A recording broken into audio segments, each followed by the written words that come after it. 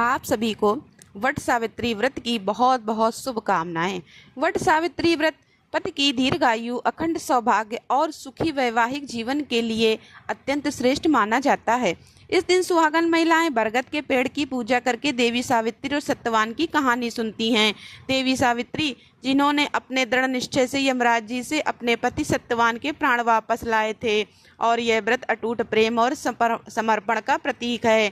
तो आप सब भी अपने पति की दीर्घायु और अखंड सुहाग की कामना से इस व्रत कथा को श्रद्धा और विश्वास के साथ पूरा सुनिए। सावित्री और सत्यवान की कथा सबसे पहले महाभारत के वन पर्व में मिलती है, जब युधिष्ठिर महाराज ने मार्कंडेय ऋषि से पूछा था कि हे ऋषिवर, क्या कोई और भी ऐसी स्त्री थी जिसने द्रौपदी जितना कठिन व्रत किया था।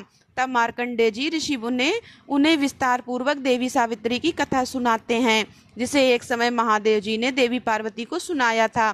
कथा के अनुसार मध्य देश के राजा अशुपति ने पत्नी सहित संतान के लिए सावित्री देवी का विधि पूर्वक व्रत और पूजन करके पुत्री होने का वर प्राप्त किया। सर्वगुण संपन्न देवी सावित्री ने पुत्री के रूप में अशुपति के घर कन्या के रूप में जन्म लिया। कन्या के युवा होने पर अशुपति ने अपने मंत्री के साथ सावित्री को अपना पति चुनने के लिए भेज दिया। सावित्री अपने मन के अनुकूल वर का चयन करके जब वापस लौटी तो उसी दिन देवर्षि नारद उनके यहाँ पधारे। नारद जी के पूछने पर सावित्री ने कहा, महाराज, दुमत सेन के पुत्र सत्यवान की कीर्ति सुनकर मैंने उन्हें पति रूप में वरण कर लिया है।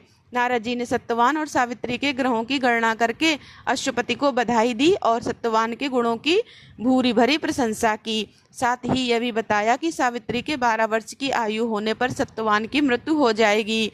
नारद जी की बात सुनकर राजा अशुपति का चेहरा मुरझा गया। उन्हें यह बात जानकर बड़ा दुख पहुंचा। तब उन्होंने अपनी पुत्री सावित्री से किसी अन्य को अपना पति चुनने की सलाह दी, किंतु सावित्री ने उत्तर दिया कि पिताजी, आर कन्या होने के नाते जब मैं सत्यवान का वरण कर चुकी हूँ तो अब वे चाहे अल्पायु हो या दीर्घायु, मैं किसी अन्य को अपने हृदय में स्थान नहीं दे सकती। देवी सावित्री ने नारद जी से सत्यवान की मृत्यु का समय ज्ञात कर लिया। कुछ समय के बाद सत्यवान और सावित्री का विवाह हो गया। अब सावित्री अपने सास ससुर और पति के साथ जंगल में रहने लगी। नारद जी द्वारा बताए हुए दिन से 3 दिन पहले से ही सावित्री ने उपवास शुरू कर दिया। नारद जी द्वारा निश्चित तिथि को जब सत्यवान लकड़ी काटने के लिए वन को चले तो सास ससुर ने आज्ञा लेकर सावित्री भी सत्यवान के साथ साथ चल पड़ी। सत्यवान वन में पहुंचकर लकड़ी काटने के लिए वृक्ष पर चढ़े। वृक्ष पर चढ़ने के बाद उनके सिर में भयंकर पीड़ा होने लगी। सत्यवान पेड़ से किसी तरह नीचे उतरे। सावित्री ने उन्हें वट के पेड़ के नीचे लिटाकर उनका सिर अपनी गोद में रख लिया। सावित्री समझ गई थी कि अब उनके पति की मृत्यु का समय नजदीक आ पहुंचा है, किंतु वे बिल्कुल भी विचलित नहीं हुई। देखते ही देखते यमराज जी ने ब्रह्मा जी के विधान के रूपरेखा को सावित्री के सामने स्पष्ट किया और सत्यवान के प्राणों को लेकर चल पड़े। कहीं कहीं पर कुछ कथाओं में ऐसा भी उल्लेख मिलता है कि वट वृक्ष के नीचे लेटे हुए सत्यवान को सांप ने डस लिया था। सावित्री सत्यवान को वट वृक्ष के ही नीचे लिटाकर यमराज के पीछे पीछे चल पड़ी। पीछे आती हुई सावित्री को यमराज ने वापस लौट जाने का आदेश दिया, किंतु देवी सावित्री ने विनम्रता पूर्वक कहा कि महाराज, जहाँ पति जाते हैं वहीं पर पत्नी को भी जाना चाहिए। यही पत्नी धर्म और यही मर्यादा है। ऐसा कहकर सावित्री यमराज के पीछे पीछे चलने लगी। सावित्री की धर्मनिष्ठा से प्रसन्न होकर यमराज बोले कि पति के प्राणों के अलावा कुछ भी मांग लो। सावित्री ने यमराज से अपने सास ससुर के आंखों की ज्योति और दीर्घायु मांगी। यमराज तथास्तु कहकर आगे बढ़ गए। सावित्री फिर भी यमराज जी का पीछा करती रही, उनके पीछे पीछे चलती रही। यमराज ने अपने पीछे आती सावित्री से फिर वापस लौट जाने का आग्रह किया तो सावित्री बोली कि प्रभु, पति के बिना नारी के जीवन की कोई सार्थकता नहीं होती। यमराज जी ने अब की बार भी सावित्री के पतिव्रत धर्म से खुश होकर फिर से वरदान मांगने को कहा। इस बार उन्होंने अपने ससुर का खोया हुआ राज्य वापस दिलाने की प्रार्थना की। तब तथास्तु कहकर यमराज जी आगे चल पड़े।